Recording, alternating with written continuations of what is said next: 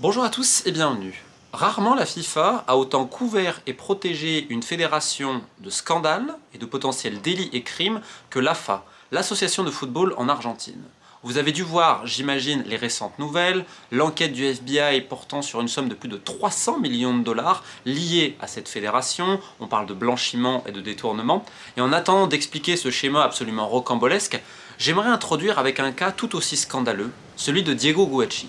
J'ai été personnellement confronté à ce dossier, puisqu'on m'avait contacté à l'époque, et on va remonter en 2021. Guacci était donc un entraîneur des sélections jeunes féminines pour la fédération argentine, je crois que c'était les moins de 16 ou moins de 17, et son comportement avait suscité de nombreuses alertes en interne, et également vis-à-vis de la FIFPro, le syndicat mondial des joueurs.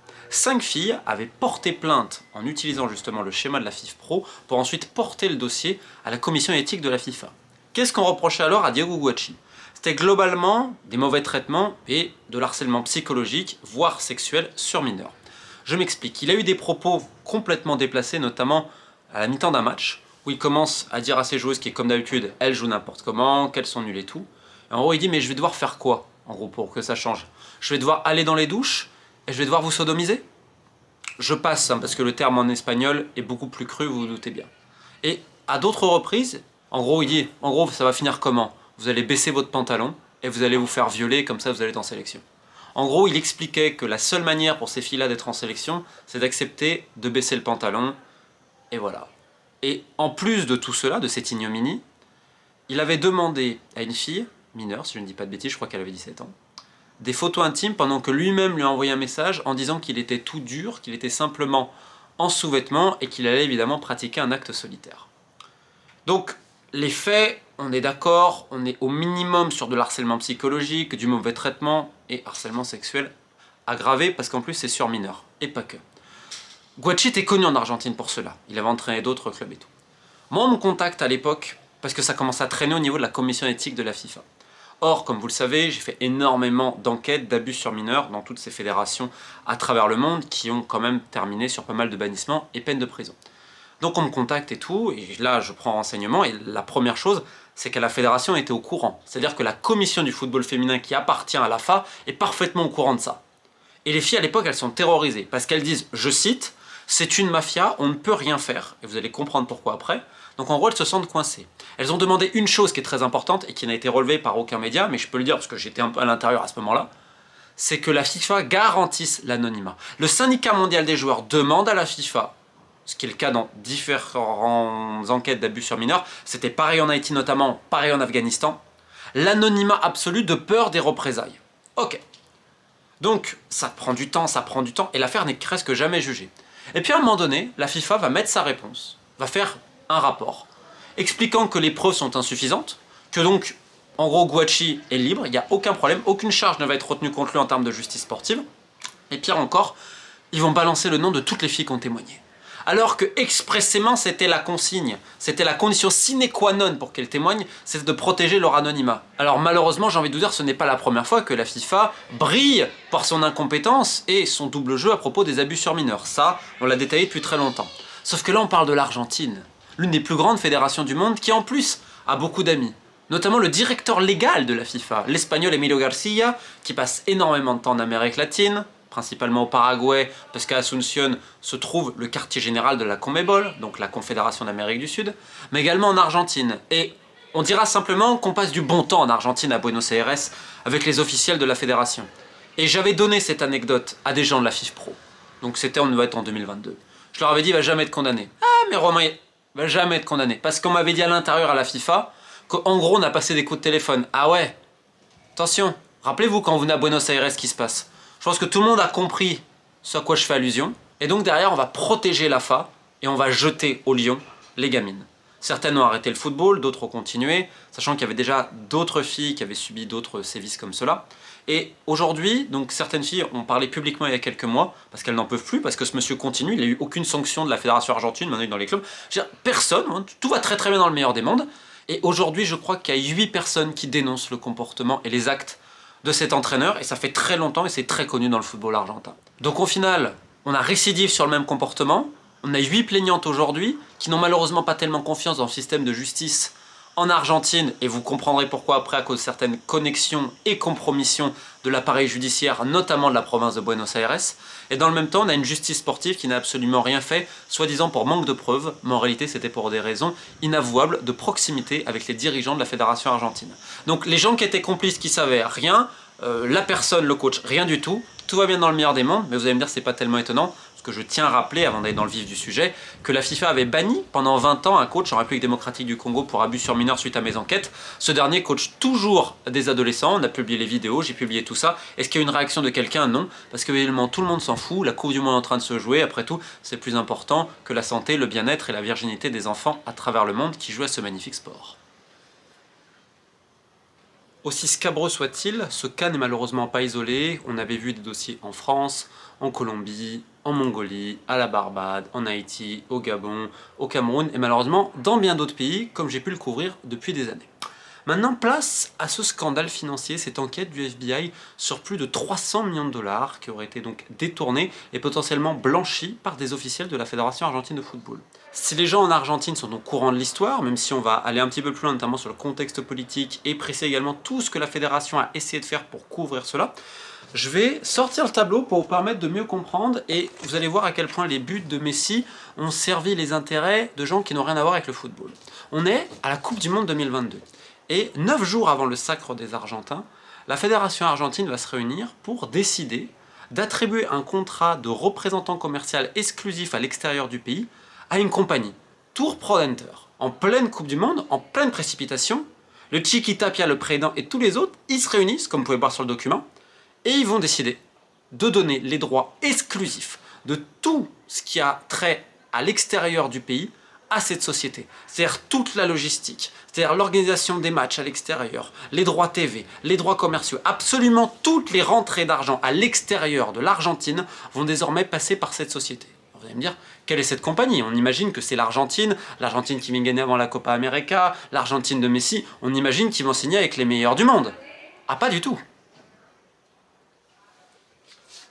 En réalité, Tour Prodenter est une société totalement nouvelle, fondée 3 mois et demi auparavant, fin août, à Miami, par un producteur de théâtre argentin qui était également un homme politique, M. Farrolli, et son épouse. Elle ne compte aucun grand client footballistique. En fait, c'est un néophyte, et chose assez curieuse, parce que si vous voulez organiser des matchs, il y a ce qu'on appelle la licence pour l'organiser. Il y a des agents spécialisés pour cela. La compagnie, selon mes informations, ne comptait personne de ce rang-là. Mais c'est pas grave, donc la Fédération argentine, en plein mondial, 9 jours avant le sacre, va tout donner à Tour Prodenter. Et là va rentrer le tableau, pour que vous compreniez bien comment on va faire. On est d'accord que c'est la sélection qui va générer de l'argent, parce que avant, dans les années 2015, etc., où d'ailleurs l'ancien président de la Fédération argentine avait dû démissionner avant le Chiqui Tapia pour de présumées fraudes, je tiens à rappeler que la Fédération argentine a des problèmes financiers, parce que la sélection n'allait pas bien. Ce qui fait l'argent dans une fédération, c'est le succès de votre équipe masculine. Or, comme vous le savez, ces dernières années, l'Argentine a tout gagné, du monde de Copa América. Donc l'argent tombe avec les buts de Messi, de Di Maria et tout. Boum, boum, boum, boum, boum.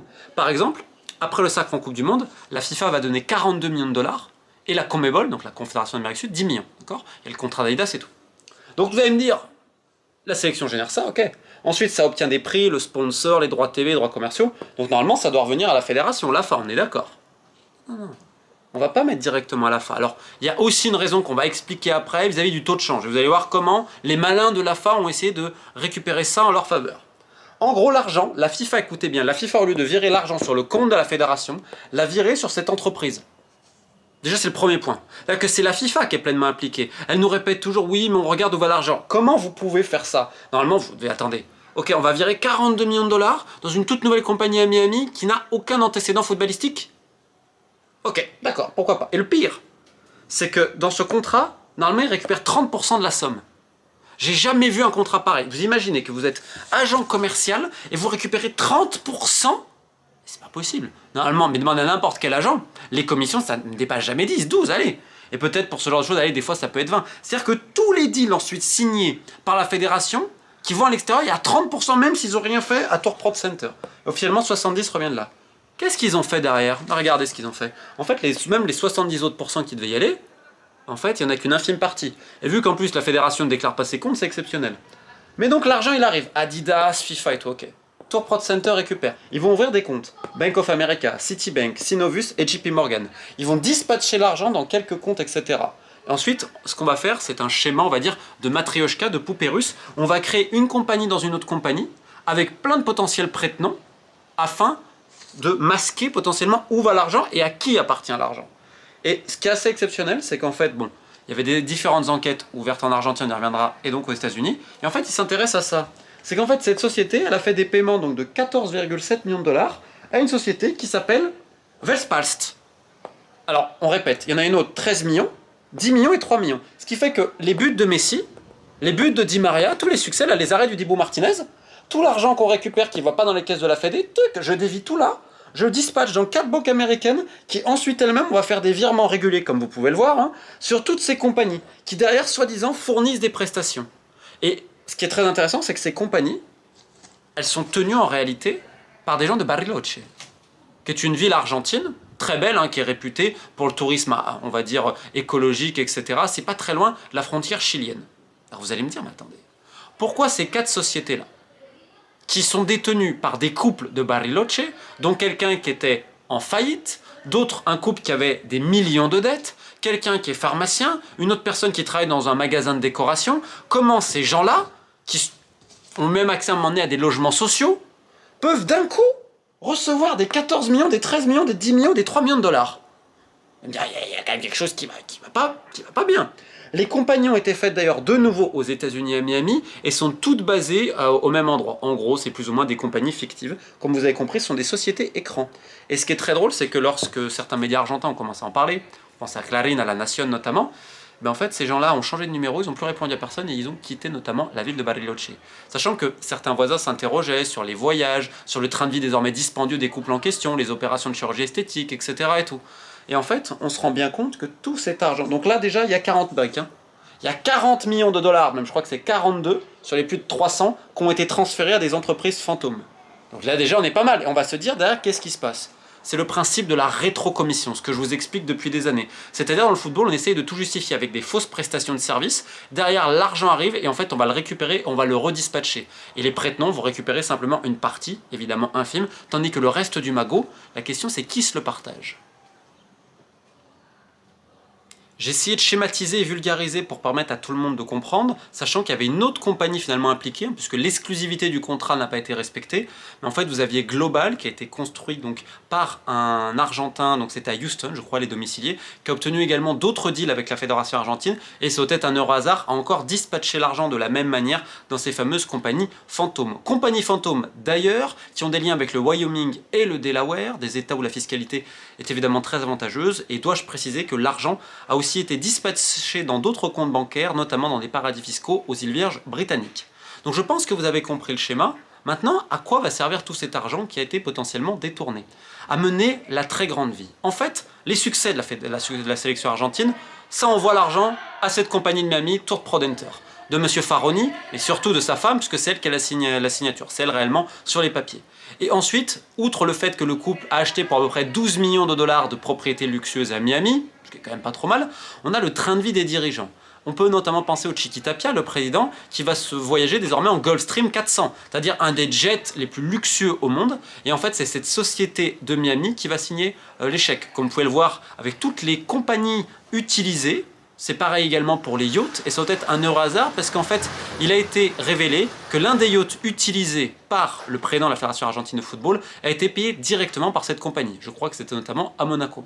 Donc on a dépensé des millions et des millions de dollars en jet privé, en yacht, en karting. Vous allez me dire, c'est quoi le rapport avec les kartings ? Et bien en fait, le fils du trésorier, parce que le trésorier, c'est la main droite, c'est le bras droit, c'est vraiment l'homme à tout faire du président de la Fédération argentine de football. Son fils est un champion plus ou moins de karting, il est dans l'équipe nationale, et donc on va remarquer, heureux hasard, que la fameuse compagnie qui récupère les droits de la Fédération argentine, eh ben, ça achète des kartings. Et en plus de ça, il y a un autre énorme scandale en Argentine sur un énorme manoir, un terrain incroyable avec, vous savez, là où les hélicoptères peuvent se poser, des piscines, des choses pour les chevaux, enfin, quelque chose qui vaut des dizaines de millions. Et bien en fait, on se demande qui est réellement le propriétaire, parce que pareil, les personnes qu'on a mis sur les papiers, ben on se rend compte que c'est pas eux. Et en fait, la justice soupçonne que ce soit le trésorier de la Fédération argentine qui a bénéficié également de ce manoir. Donc vous avez compris que, en gros, Là, la justice, que ce soit argentine à un moment donné, elle a enquêté pour du blanchiment, du détournement, on reviendra sur la partie argentine après. Maintenant, le FBI, pourquoi ils sont dedans? Aussi parce que c'est des compagnies américaines.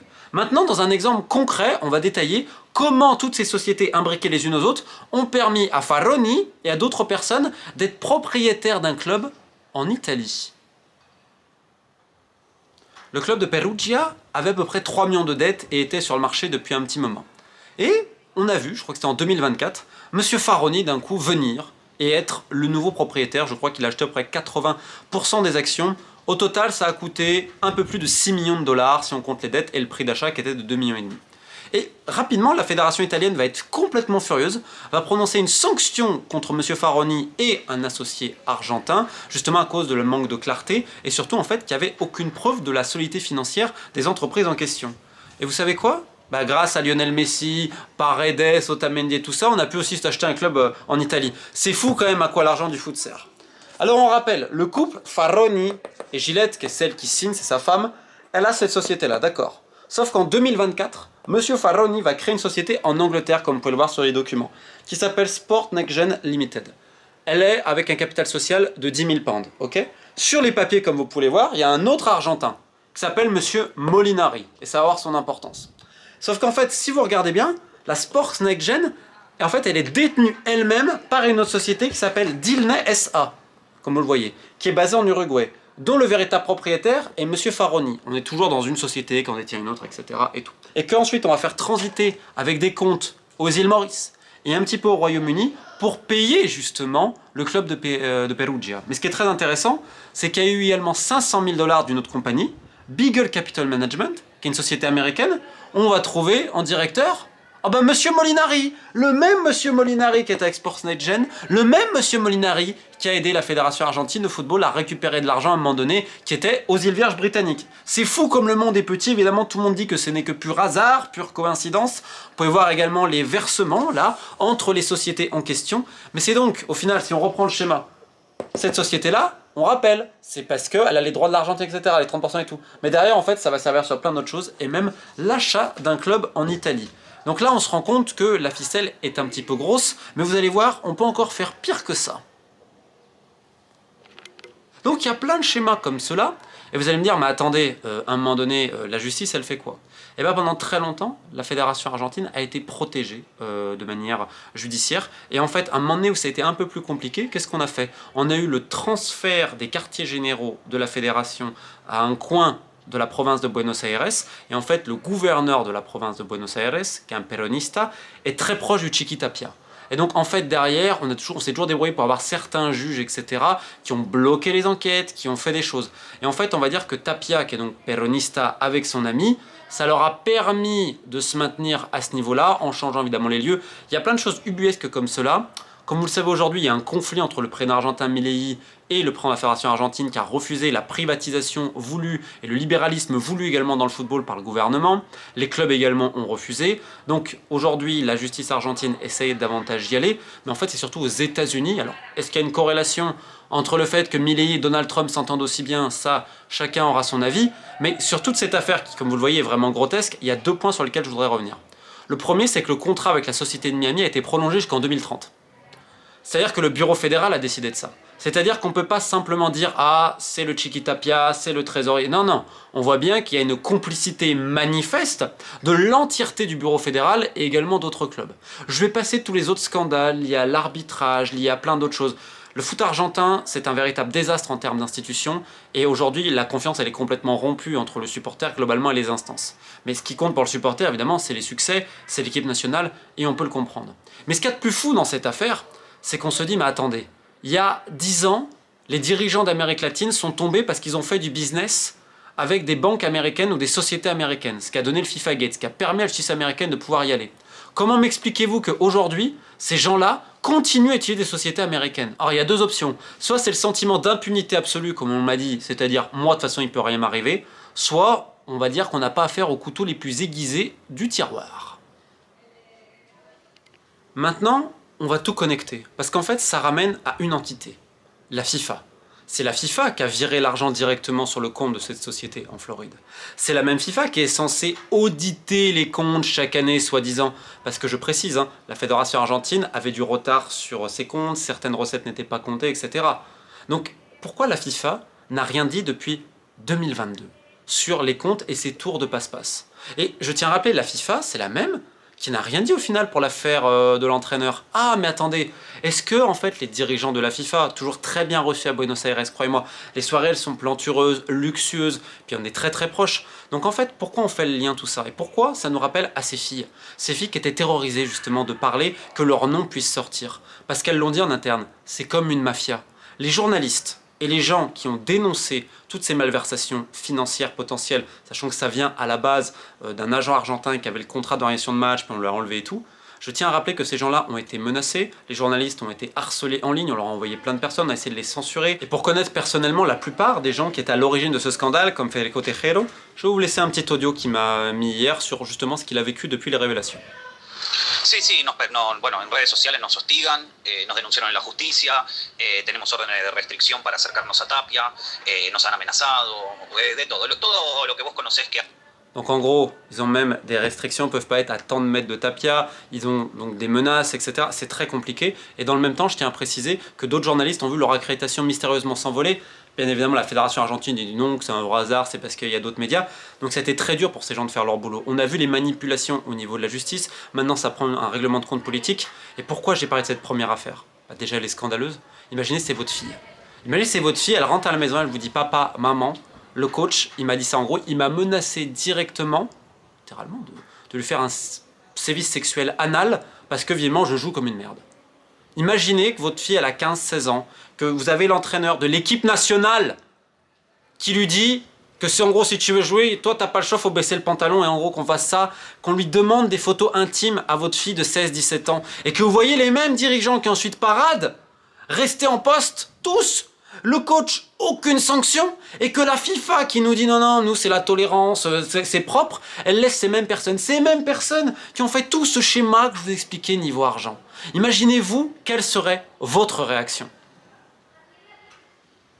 Cette vidéo n'a pas pour but de simplement montrer du doigt les dirigeants argentins et le silence complice des autres.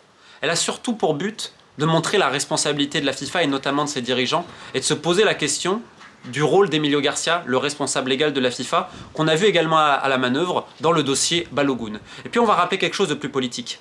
Il y a quelques années, la CONMEBOL et la FIFA, c'était la guerre. Et la FIFA ne voulait surtout pas perdre les pays d'Amérique du Sud. En fait, ils étaient terrorisés à l'idée que les pays puissants puissent s'allier à l'UEFA, comme vous saviez, cette rivalité, et potentiellement ça pouvait être dangereux pour Infantino.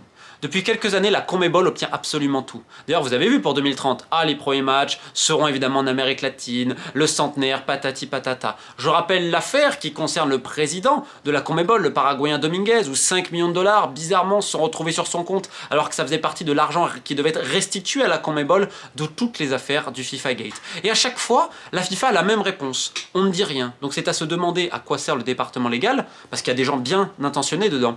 Mais est-ce qu'il n'est pas soumis à une énorme politisation à l'image de son directeur Emilio Garcia, le très grand ami des dirigeants d'Amérique du Sud. Bref, j'espère que ça vous permet d'y voir un petit peu plus clair. Moi, c'est un travail que je fais depuis des années, et pour ceux qui veulent le soutenir, qui veulent découvrir toutes ces arcanes-là, je propose mes ouvrages, parce que tout ça, c'est évoqué dedans.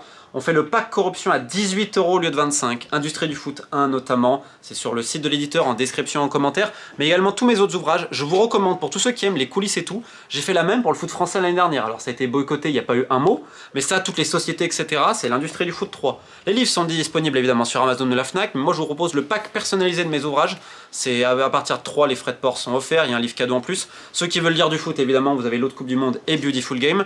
Puis également, pour ceux qui veulent aller plus loin, comment les réseaux djihadistes utilisent le football par exemple au Yémen, ça fait partie. Donc n'hésitez pas, j'ai mis les liens en commentaire en description parce que malheureusement c'est tout ce que je peux faire à mon maigre niveau et c'est pour ça qu'aujourd'hui je parle de toutes ces affaires de corruption parce qu'en fait je les évoque depuis des années, que ce soit les abus sur mineurs, le blanchiment, etc. Là tout est en train d'exploser donc je pense qu'il est plus que temps de libérer la parole sur l'Argentine, la France ou les autres parce que croyez-moi c'est pas simplement un pays qui est sur le grill, c'est l'ensemble des fédérations affiliées par la FIFA parce que c'est une organisation qui malheureusement gère un sport magnifique dont l'industrie a été criminalisée. Sur ce, type de faith.